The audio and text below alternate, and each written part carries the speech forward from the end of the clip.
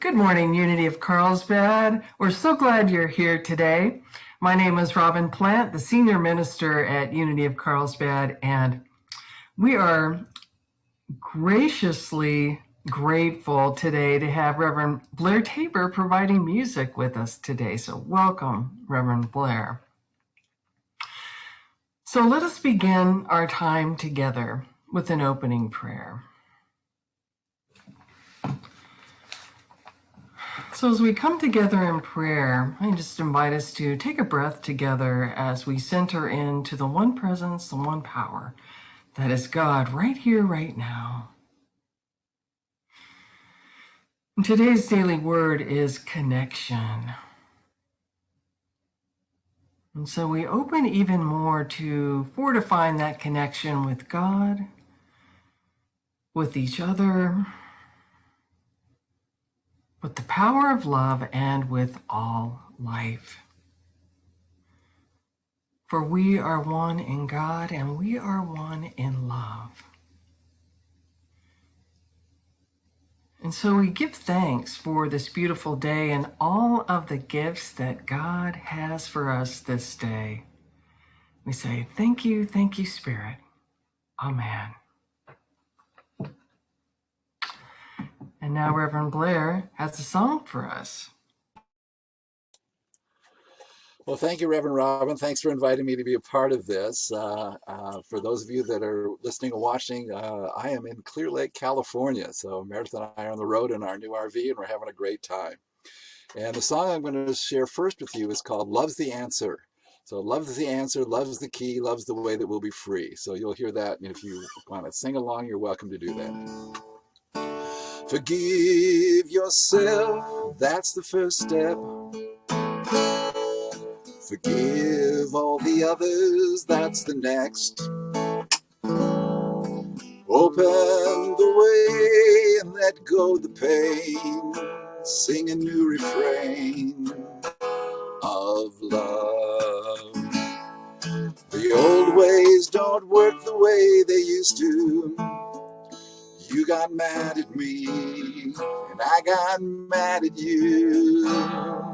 But now I want to get more out of life and end the strife that we don't need. Love's the answer and love's the key. Love's the way that we'll be free. So let the pain be gone, let guilt and hatred cease, and we'll find love's the best way for us to live in peace.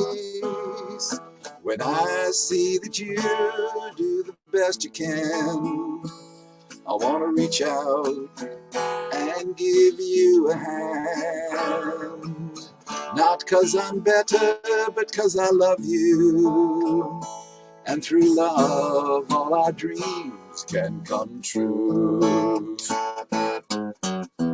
Love's the answer, love's the key.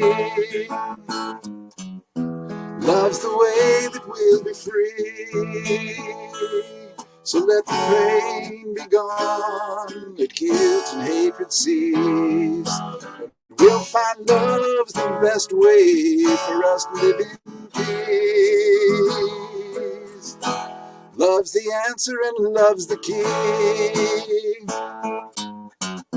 Love's the way that we'll be free.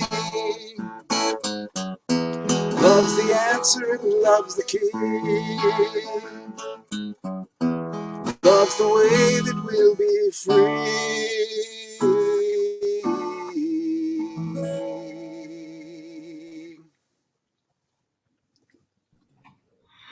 Thank you, Reverend Blair. What a great song. I'm thinking that's an original that you wrote. Yeah, he's nodding yes. It is. Yeah, it was. Perfect. Thank you.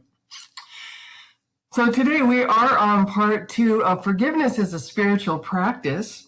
We talked about self-forgiveness last week, and we know that this is a practice which always returns us home to our true divine nature, which is love. and that we each have the capacity to love greatly, to offer kindness, generosity, compassion, understanding, forgiveness. And sometimes this flows forth with ease and grace, and sometimes not so much. And even in the best of circumstances and in the healthiest of relationships, stuff can come up, right? Irritations, misunderstandings, unmet expectations, and a host of other things. Like the couple who was shopping one Christmas at a busy mall, and they were standing in line, a very long line, to pay for some purchases. And the husband turned to the wife and said, I'll be back in a little bit. So time went on, she got up to pay for her purchases, and she was finished, and he wasn't back yet. So she called him, and she says, I'm done, where are you? And he said, remember that jewelry store that we went into a few years ago, and you fell in love with that diamond necklace? I couldn't afford it then, but said, someday I would get it for you. And tears sprang to her eyes, and she got a little choked up, and she said, yes, I do remember. He said, well, I'm in the bar next to that. Forgiveness.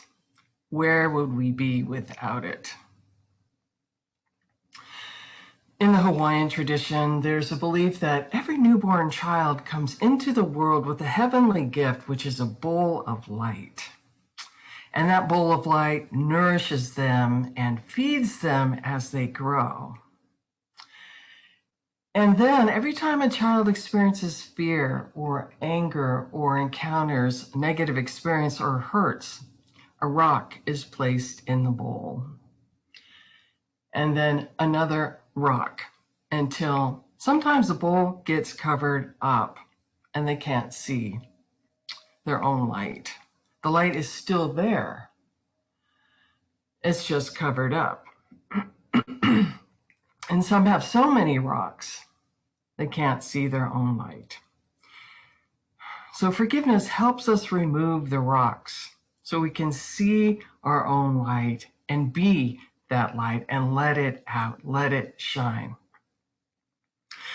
So maybe you are an expert in forgiveness. Well, I think many are reluctant to forgive because they're not sure exactly what it entails. So let's talk about that for a minute. Forgiveness is not giving in to another's inappropriate actions. It's not condoning hurtful behavior, nor is it granting permission for the hurtful behavior to happen again. Forgiveness is not about being a doormat. It's not a sign of weakness. Rather, forgiveness is a sign of strength. And that's our unity theme for the month, is strength. I express the strength and vitality of God. Let's affirm that together. I express the strength and vitality of God. I express the strength and vitality of God.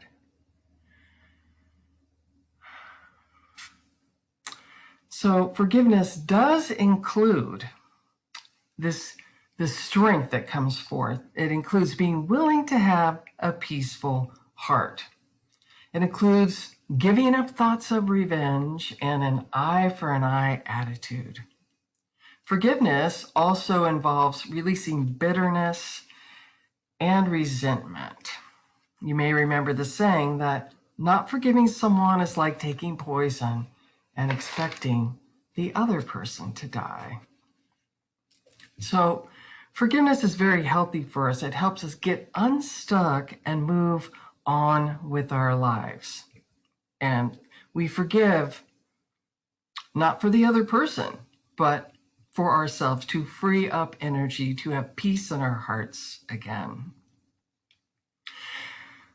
So fortunately, we have a forgiveness instinct. We talked about that a little bit last week, that we can call forth this forgiveness instinct, especially when it seems hard to forgive in those times. And some research reveals that it seems that humans are hardwired for both revenge and forgiveness, but the wiring for forgiveness is much stronger and can overcome any twinge for revenge. And forgiveness has also supported our evolution. It's allowed us humans to cooperate and even with strangers to create something greater than we could ever create on our own. It's allowed our humankind to thrive and survive, create. Forgiveness is also important for a community to thrive. Henry Nouwen, one of my favorite spiritual authors, I like what he says here. He says, "We are human. We will blunder, stumble, press each other's buttons." Kind of like the song Blair sang about. But forgiveness is the key. Forgiveness for self, for not being all things to all people. And I know there are a lot of givers out there that you may experience that. Need to forgive yourself for not being all things to all people. And also forgiving others or someone else for not being all things to us. He poses this as a question we can ask ourselves. Who do I need to forgive for not being God?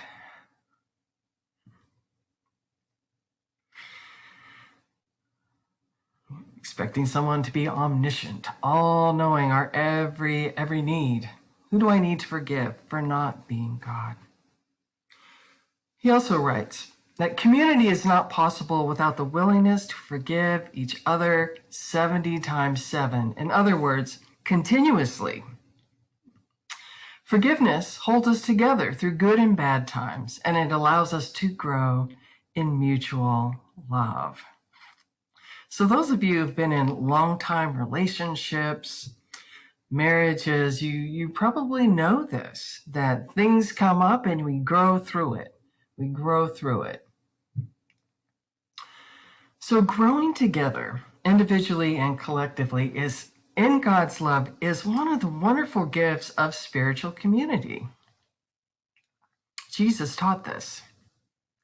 Love one another as I have loved you. Before you bring your offering to the altar, go reconcile with your brother first. Sorry, there's no spiritual bypass. Forgive 70 times 7, as many times as it takes to return to love your true divine nature. And that's how we create heaven on earth, right? From that true divine nature.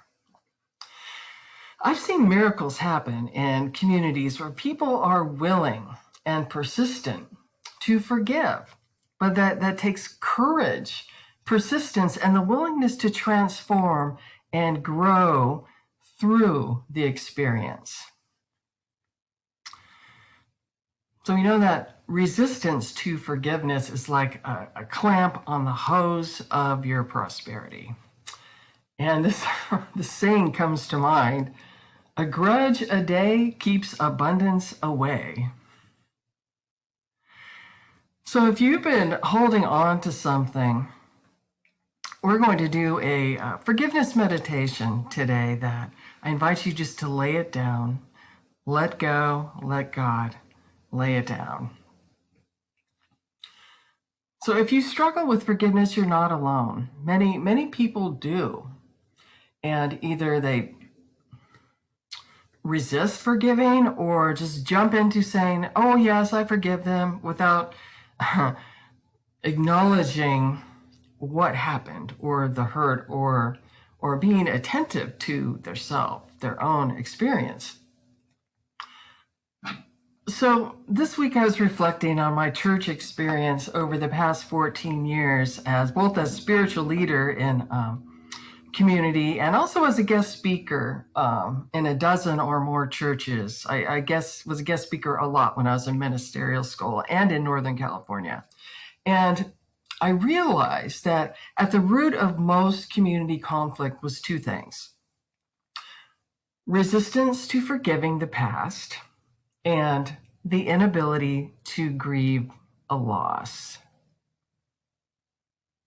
So when there's a need for forgiveness, there's usually a need to grieve because something has been lost. Whether it's a loss of trust or a loss of respect, a loss of relationship or confidence, self-image, maybe a loss of security, a sense of security, or oftentimes it's the loss of a dream of how you thought it was going to be or how you expected or wanted it to be, and it didn't turn out that way. So this is where this spiritual growth comes in, when people are willing to do the work. Because we know that unresolved hurt burns like a hot coal inside. You know, have you felt that? You can feel it in your body.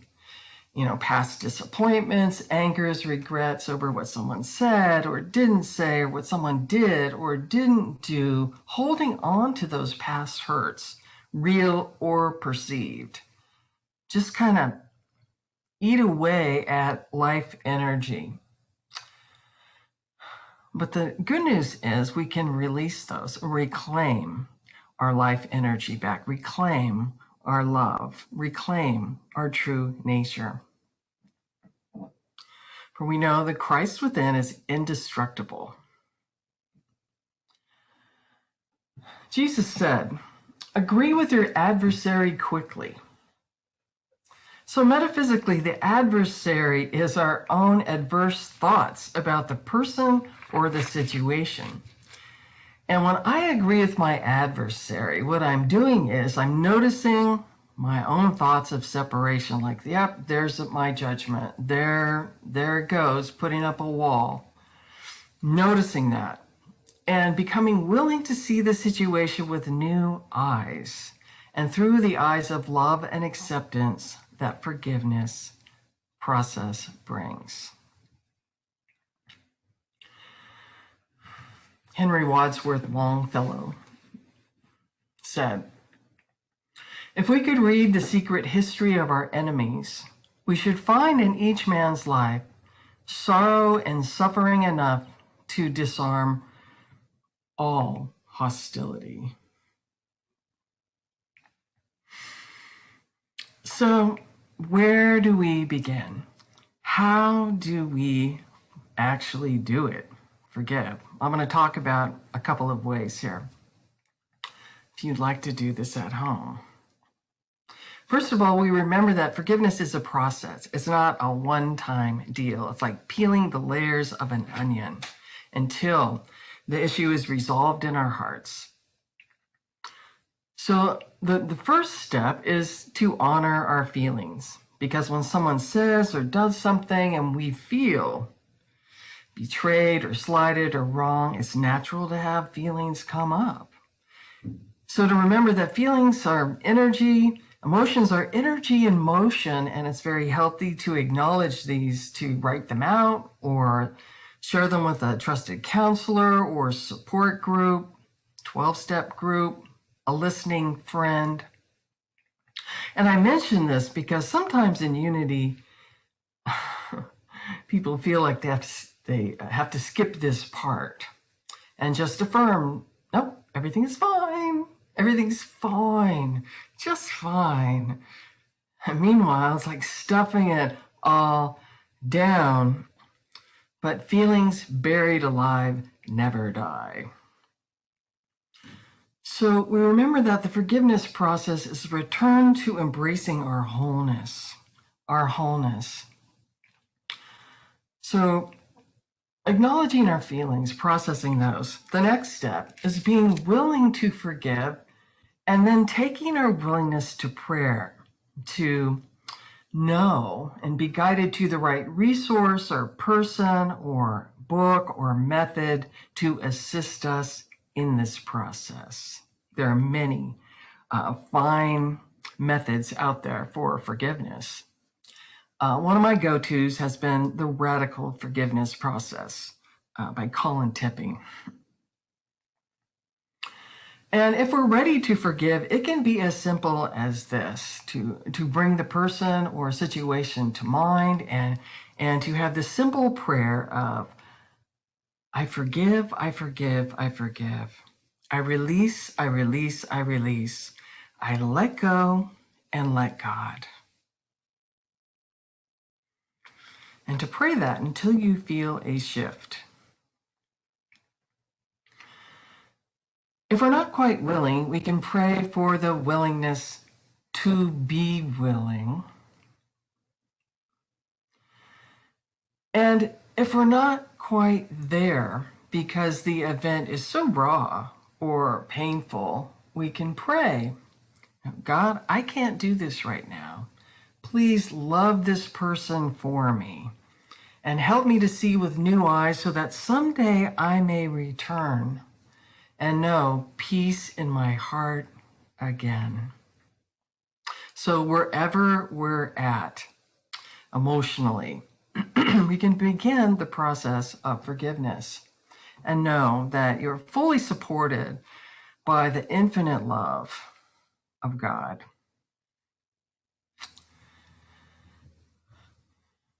Another process that's people have found very powerful comes from the Hawaiian tradition called Ho'oponopono practice, which is a process of forgiveness and reconciliation that's used in different ways. But individually, a simplified practice for this one that you can use is to bring the person or persons to mind and then speak, tell them, I'm sorry, please forgive me, thank you, I love you. I'm sorry, please forgive me, thank you, I love you. Let's try this one right now. If there's something on the edge of your mind that keeps coming back to you, or you've been chewing on, or somebody comes to your awareness, bring them to mind, or the situation to mind, and let's pray this right now. I'm sorry. Please forgive me. Thank you. I love you.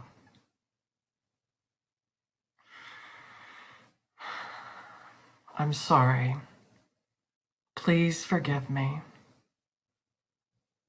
Thank you. I love you.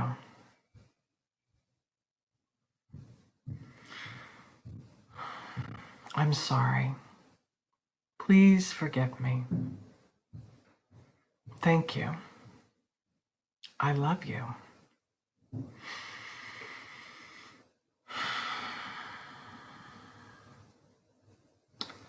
Just notice if there's any shift inside praying that prayer.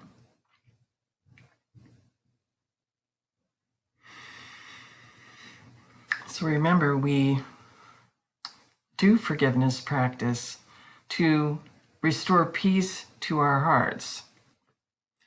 So the last practice I want to share with you comes from Charles Fillmore, co-founder of Unity, and he called it the key to health and happiness.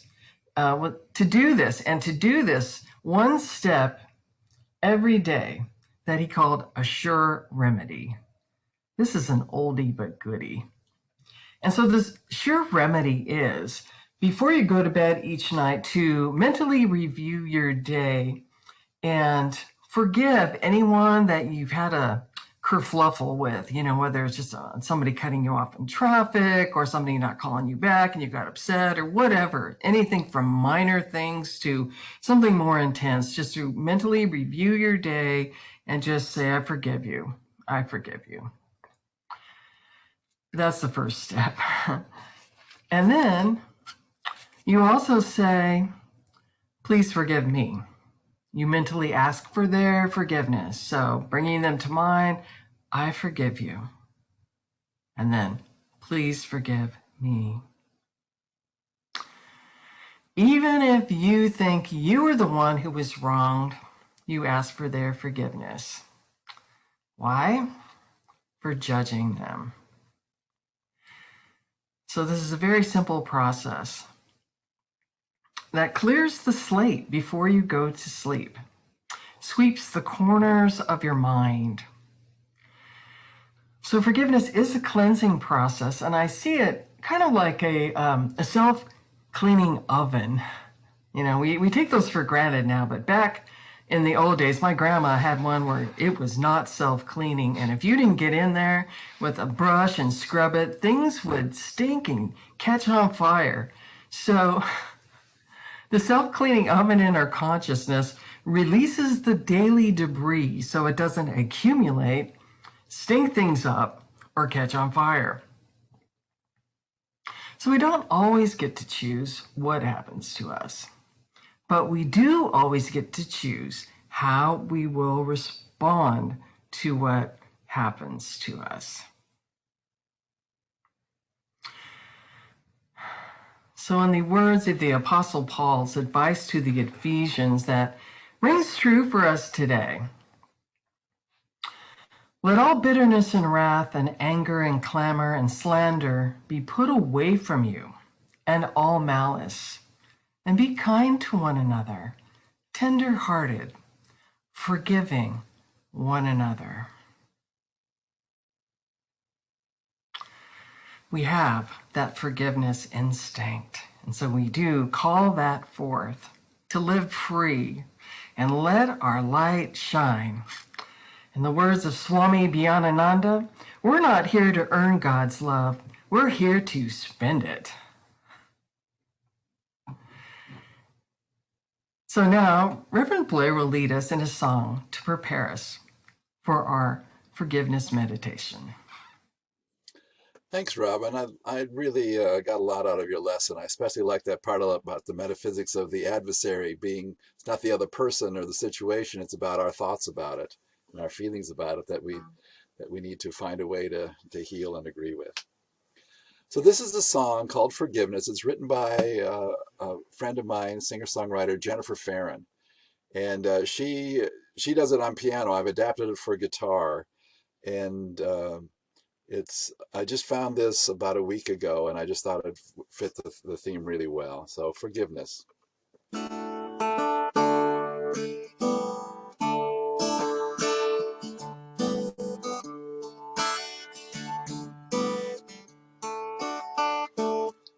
I forgive you. I forgive all the heartache we have come to know. I forgive you. For I know a higher way is waiting to be shown. Pain and hurt exist and they are real. Some transgressions take some time to process and to heal. But oh, I'm letting go. It's time to move ahead, it's time to grow. And so I forgive you. I forgive all the heartache we have come to know. I forgive you. For I know a higher way is waiting to be shown. Darkness sometimes holds us down so deep, trapped by all the burdens that we choose to keep. But oh, I'm letting go. It's time to move ahead, it's time to grow. And so I forgive you. I forgive all the heartache we have come to know. I forgive you. For I know a higher way is waiting to be shown. I'm standing strong with who I am. I release the past because I can. Love is what I choose to feel and be. I forgive and suddenly I'm free. I forgive you. I forgive all the heartache we have come to know. I forgive you. For I know a higher way is waiting to be shown. For I know a higher way is waiting to be shown. For I know a higher way is waiting to be shown. I forgive.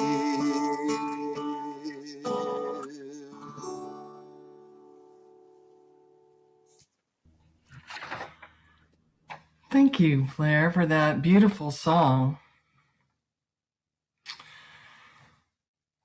And so we take the energy of that song into our forgiveness meditation now. And I invite you to close your eyes and take some nice deep breaths and allow yourself to settle into this moment where God is always already. And if there is a burden that is ready to be released, a grudge that you're willing to lay down, I invite you to imagine setting that down on the floor. And let this meditation be a cleansing prayer of release for you. From Neil Douglas Klotz, letting go heartbeat by heartbeat.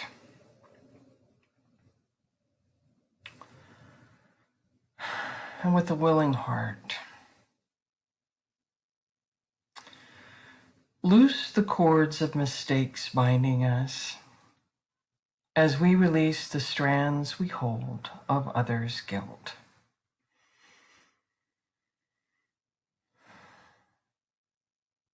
Forgive our hidden past, the secret shames, as we consistently forgive what others hide.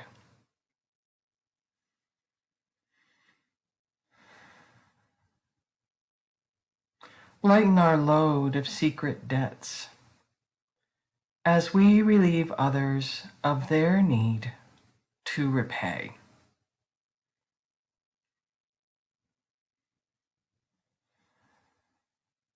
Erase the inner marks our failures make, just as we scrub our hearts of others' faults.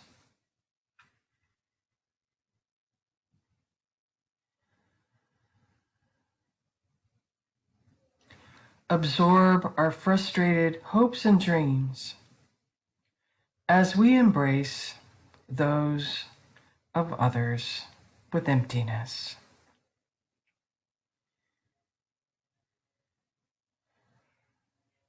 Untangle the knots within so that we can mend our heart's simple ties to each other.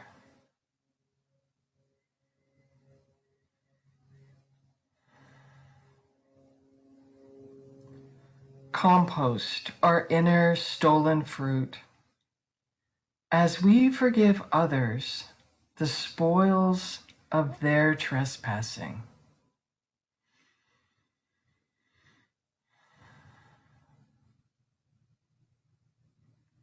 Loose the cords of mistakes binding us as we release the strands we hold of others' guilt.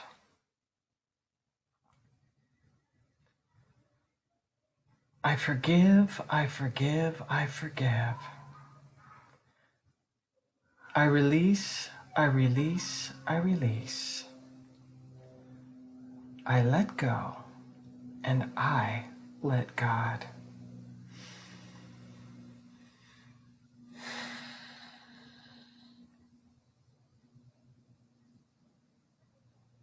And so it is. Amen.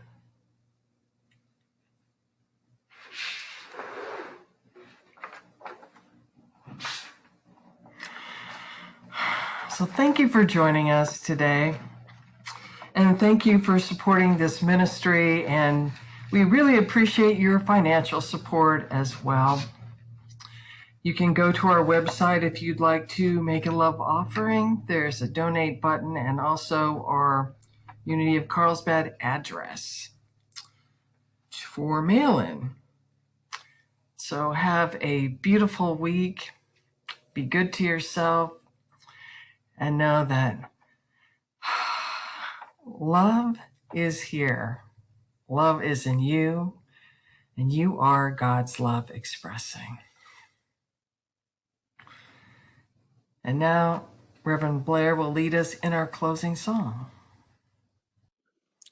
So this is a song by Rosie Lovejoy. I forgive, I forgive, I forgive. I forgive, I forgive, I forgive. I forgive and I just let you live. I let you be who you are. And that is a shining star in God's heaven. I forgive, I forgive, I forgive. I forgive and I just let you live. I let you be who you are. That is a shining star in God's heaven. I forgive, I forgive, I forgive.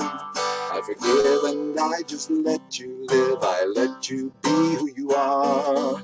That is a shining star in God's heaven. About 1,000 more times. Here we go. I forgive, I forgive, I forgive. I forgive and I just let you live. I let you be who you are. That is a shining star in God's heaven. Let's do it once more for now. I forgive, I forgive, I forgive. I forgive and I just let you live. I let you be who you are. And that is a shining star in God's heaven. In God's heaven. Blessings, Robyn. Thank you.